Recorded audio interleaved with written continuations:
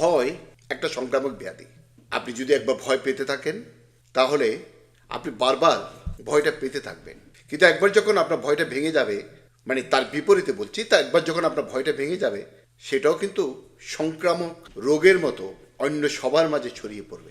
তাই ভয় যেমন ভয়ের বাতাবরণ সৃষ্টি করে, তেমনি একবার ভয় কেটে গেলে মানুষ হয়ে ওঠে দুঃসাহসী। তেমনি আমরা দেখতে পাচ্ছি আওয়ামী লীগের কর্মীদের, আওয়ামী লীগের নেতাবিহীন, মানে যেসব নেতারা অন্যান্য দেশে অবস্থান করছেন, দেশ থেকে বিতাড়িত হয়েছেন, পালিয়ে এসেছেন, কিন্তু আওয়ামী লীগের যে প্রাণ, যে নেতাকর্মী, যে তৃণমূলের কর্মীবৃন্দ, যারা এতদিন ছিল হতবিহ্বল, দিক নির্দেশনাহীন, তারা কিন্তু আস্তে আস্তে ভয়ের বাতাবরণটা কাটিয়ে উপরে উঠে আসছে। এবং এটা সবাই জানে রাজপথে আওয়ামী লীগ কতটা ভয়ঙ্কর। আর এই ভয়ঙ্করতা আস্তে আস্তে বৃদ্ধি পাচ্ছে। এই বৃদ্ধির ফলে আমাদের যে জামাতি নুস, সুদি নুস কিংবা ইউনিচার সরকার ভয় পাচ্ছে যে তারা একদিন পঙ্গপালের মতো উড়ে যাবে বলে।